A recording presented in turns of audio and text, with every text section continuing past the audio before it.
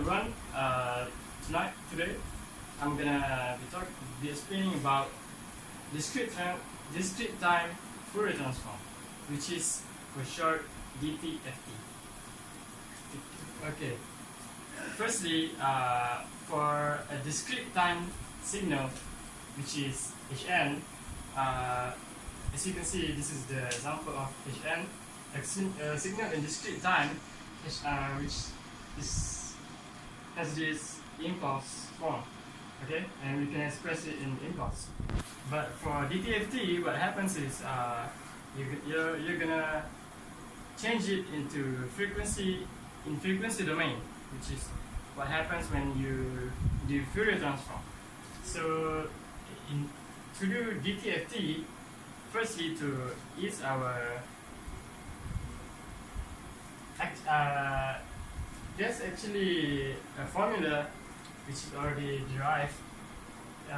If you want to change the equation of Hn to H omega, which is in frequency, you can straight away use this formula, which is the summation from negative infinity to infinity of Hn, and you times it with exponent of negative j omega. And that's the same for Z transform, which is already covered in previous lesson, but we're not going to talk about that in this video. Okay, so basically this is already the derived formula, and we're not going to talk about how we derive it. However, what I'm going to show you is that there's an easier way of doing DTFT, which is following this flow. From a discrete time signal, we do the Z transform, we get the Hz, and finally we do DTFT to get the H omega, which is in frequency domain. Okay.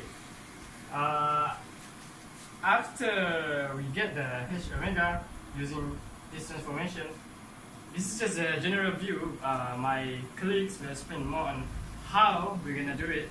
But after we get the H omega, basically the component of H omega, it will be divided into two parts, which is real and imaginary.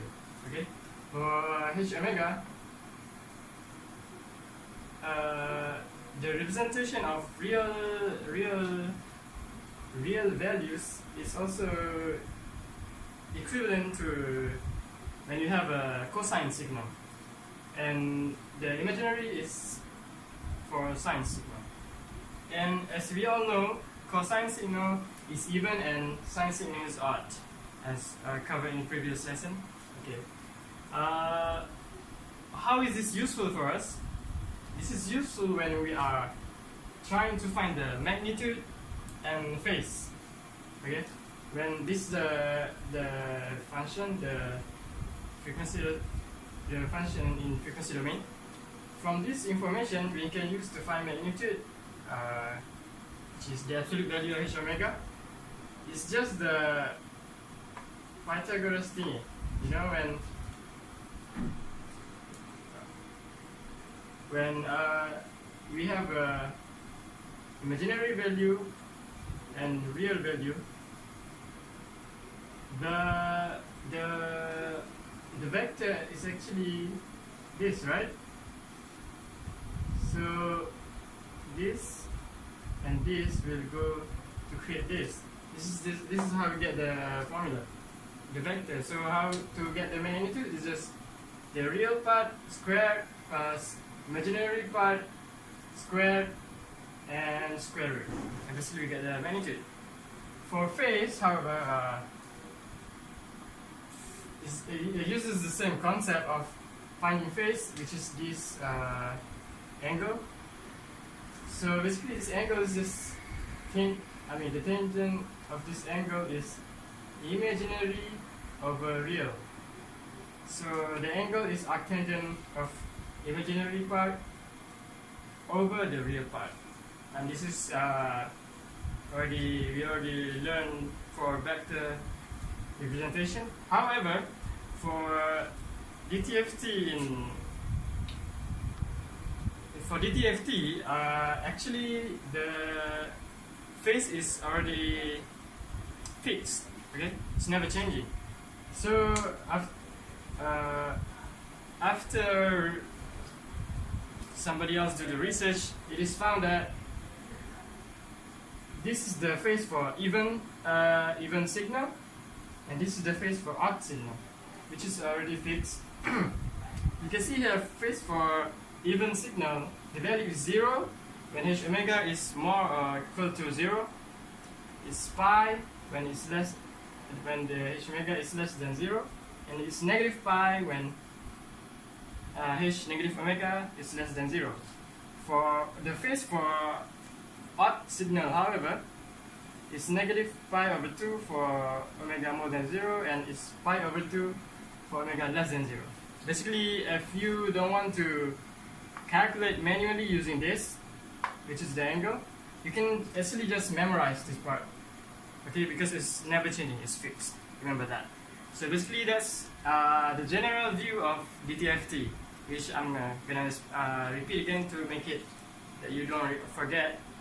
Basically, we have a signal which is Hn in discrete time, and we use Z transform to change it to Hz, because why we use the Z transform? Because later we are gonna substitute E exponent of j omega into this part, so that we get h omega, which is the frequency domain, and that's why we do DTFT. So that's all from me, and you'll see the next videos. You see the next explanation from my friends. Thank you. Okay, hi everyone. Today we are going to discuss an example. This example employs the use of the transform of Z transform and DTFT, which is the Fourier transform. So first of all, we have a question here, a signal where Hn equal to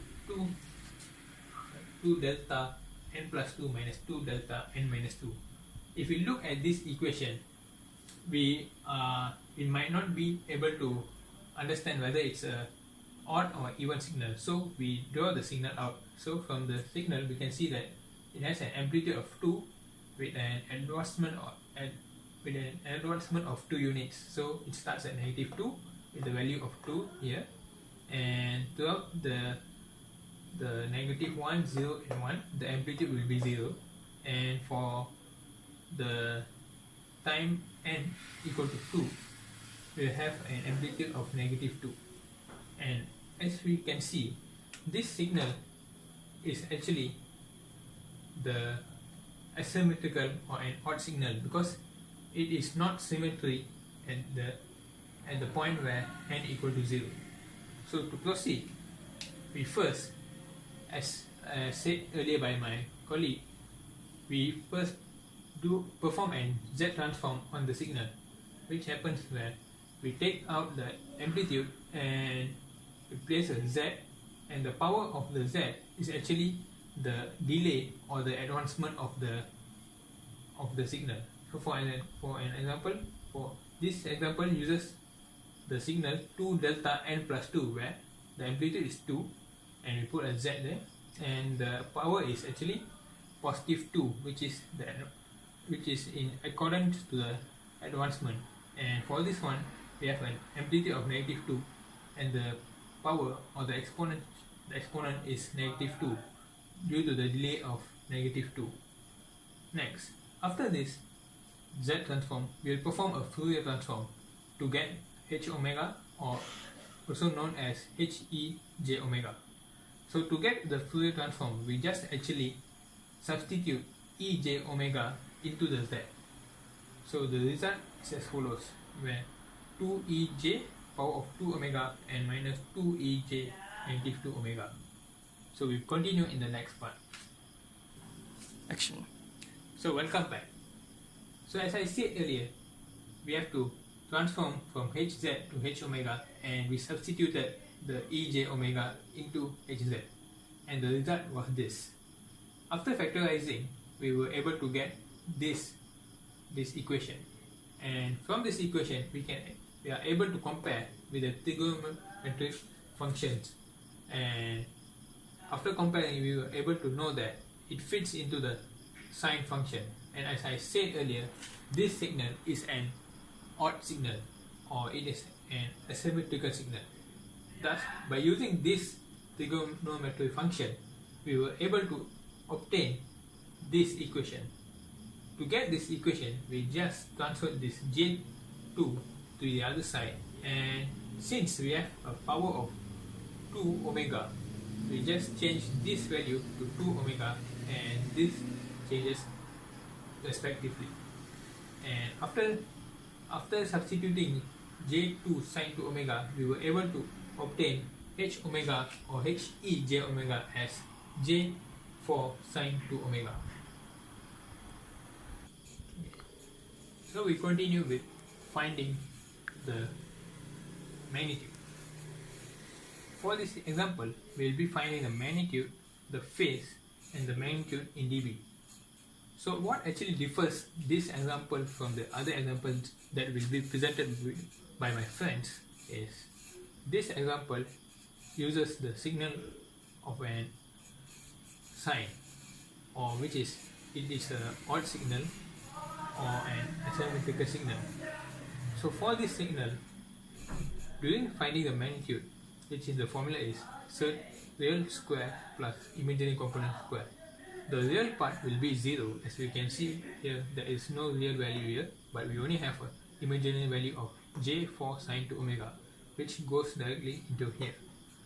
So from this formula, we will be able to obtain the magnitude of He j omega, which is the modulus of 4 sine 2 omega. Next, finding the phase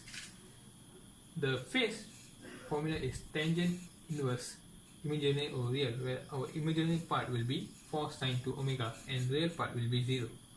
And these values we obtain through these values are actually explained by my fellow friend, who actually presented about the difference in symmetrical signal and asymmetrical signal phases. So for asymmetrical signal phases, it will be negative pi over 2 when omega is more than 0 and pi over 2 when omega is less than 0. For the magnitude in dB, we just find it by performing a 20 log on the magnitude of the He j omega. So that explains about the example in detail. So the difference between this example and the other example is in the phase and also the values that we substitute in the He j omega magnitude. That's all from me. Thank you.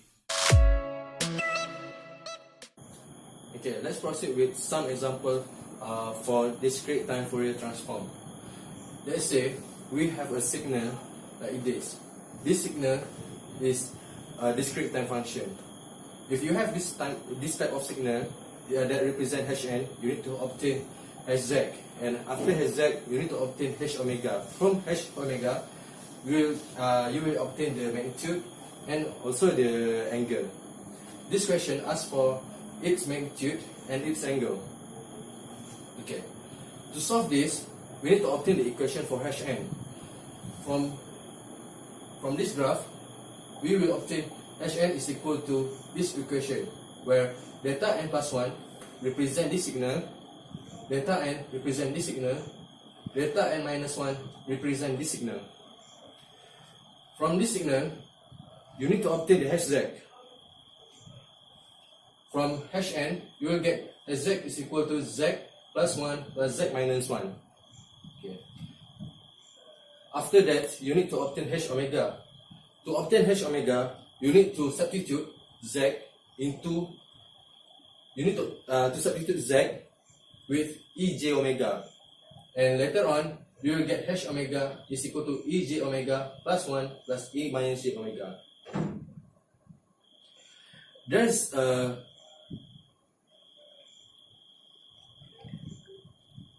formula where you can substitute E j omega into cos data or sin data.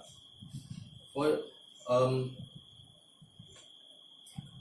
from formula, cos theta is equal to E j omega plus E minus j omega over 2, and you will get H omega equal to 1 plus 2 cos omega. Okay. This is the real value for H omega, and the imaginary value of for H omega is 0. This also means that H omega is an even type function. Okay. To obtain the magnitude of H omega, you need to consider the absolute value of H omega from minus pi to pi, or 0 to 2 pi, where this will consider one complete cycle. Pause. Okay, welcome back.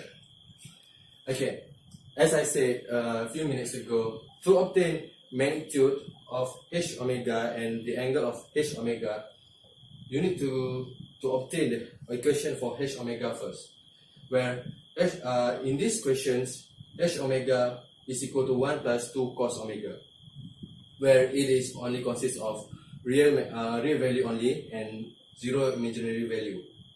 Okay.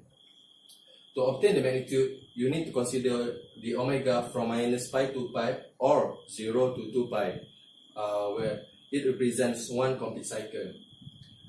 To get the angle of H omega, you need to detect if the signal is even or odd signal. If the signal only contains real value only, it is even signal.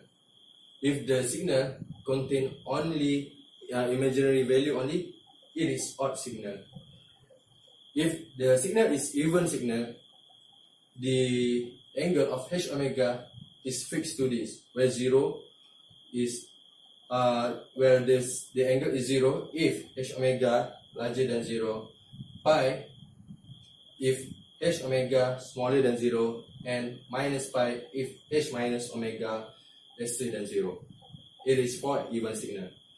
For the odd signal, you will get the angle minus pi over 2 if omega larger than 0, and omega half omega if you will get the angle pi over 2 if angle is smaller than 0. That is for odd signal. Thank you. Alright, okay, so for the next example, we will go through in more details regarding DTFT. Okay, for this example, we are given zero phase, which have the signal 2, 1, 1, 1 and 2, starting from negative 2 to 2.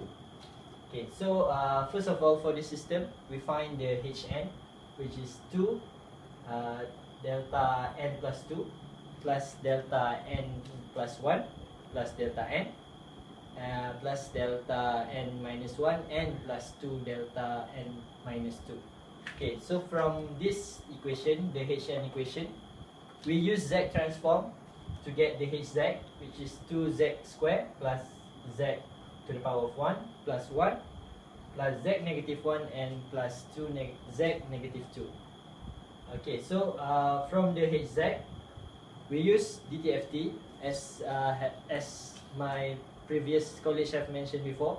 By using DTFT, we transform Z into, we change Z into E to the power of j omega, and the H omega we will get like this: 2E 2j omega plus ej omega plus 1 plus E to the power of negative j omega, and also 2 E to the power of negative 2j omega.